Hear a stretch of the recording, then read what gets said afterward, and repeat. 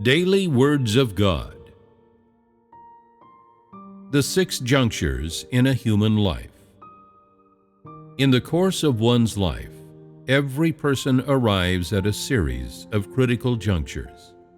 These are the most fundamental and the most important steps that determine a person's fate in life. What follows is a brief description of these waymarkers that every person must pass in the course of their life. The first juncture, birth.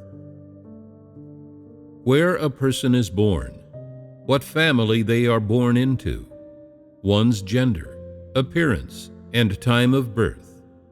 These are the details of the first juncture of a person's life. No one may choose certain details of this juncture. They are all predestined long in advance by the Creator.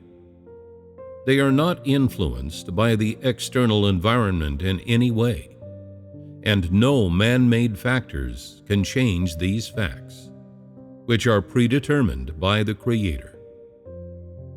For a person to be born means that the Creator has already fulfilled the first step of the fate He has arranged for that person. Because He has predetermined all of these details long in advance, no one has the power to alter any of them. Regardless of a person's subsequent fate, the conditions of one's birth are predestined and remain as they are. They are not in any way influenced by one's fate in life, and nor do they in any way affect the Creator's sovereignty over one's fate in life. 1. A new life is born out of the Creator's plans. Which details of the first juncture, the place of one's birth, one's family, one's gender, one's physical appearance, the time of one's birth, is a person able to choose? Obviously, one's birth is a passive event. One is born involuntarily, in a certain place, at a certain time, into a certain family, with a certain physical appearance. One involuntarily becomes a member of a certain household, a branch of a certain family tree. One has no choice at this first life juncture, but rather is born into an environment that is fixed according to the Creator's plans, into a specific family, with a specific gender and appearance, and at a specific time that is intimately linked with the course of a person's life. What can a person do at this critical juncture? All told, one has no choice about any single one of these details concerning one's birth. Were it not for the Creator's predestination and His guidance, a life newly born into this world would not know where to go or where to stay, would have no relations, belong nowhere, and have no real home.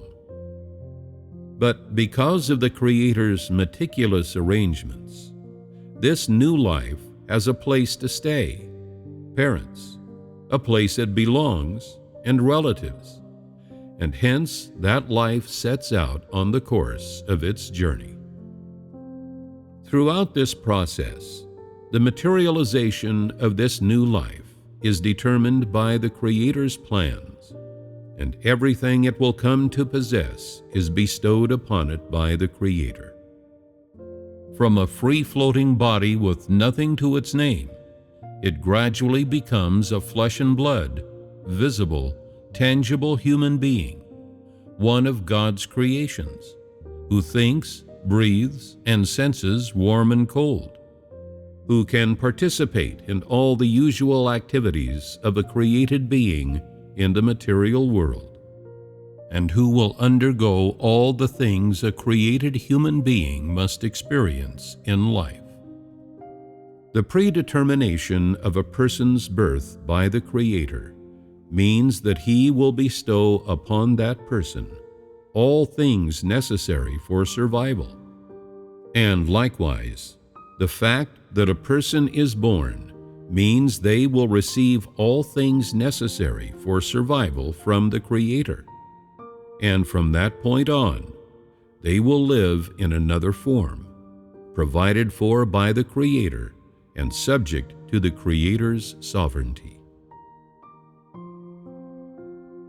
2. Why different human beings are born under different circumstances.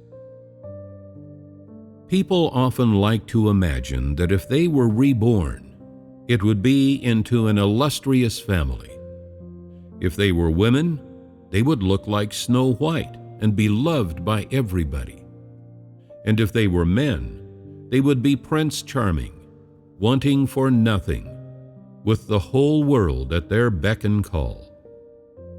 There are often those who labor under many illusions about their birth, and are very dissatisfied with it, resenting their family, their appearance, their gender, even the time of their birth.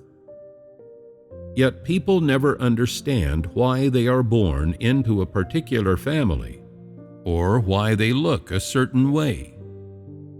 They do not know that regardless of where they are born or how they look, they are to play various roles and fulfill different missions in the Creator's management, and this purpose will never change. In the Creator's eyes, the place one is born, one's gender, and one's physical appearance are all temporary things. They are a series of minuscule jots, tiny symbols in each phase of His management of the whole mankind. And a person's real destination and outcome are not determined by their birth in any particular phase, but by the mission they fulfill in their life, and by the Creator's judgment upon them when His management plan is complete. It is said that there is a cause for every effect, and that no effect is without a cause. So one's birth is necessarily tied both to one's present life and one's previous life.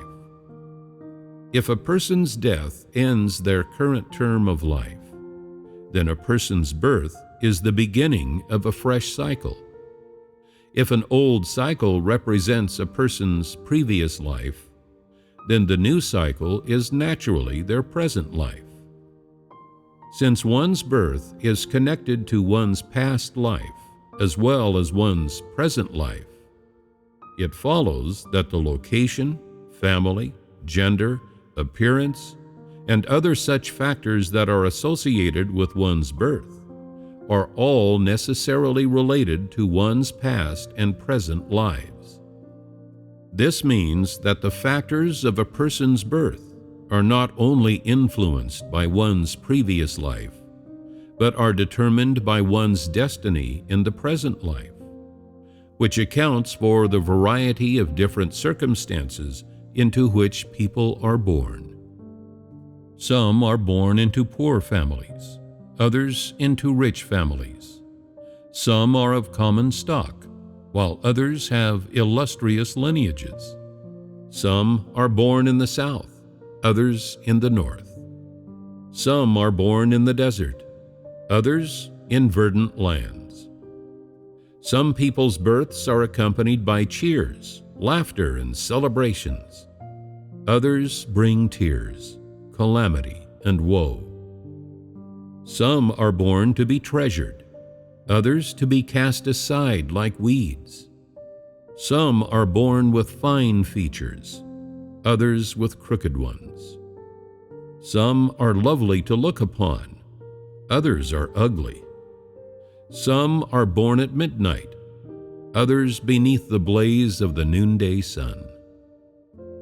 The births of people of all stripes are determined by the fates the Creator has in store for them.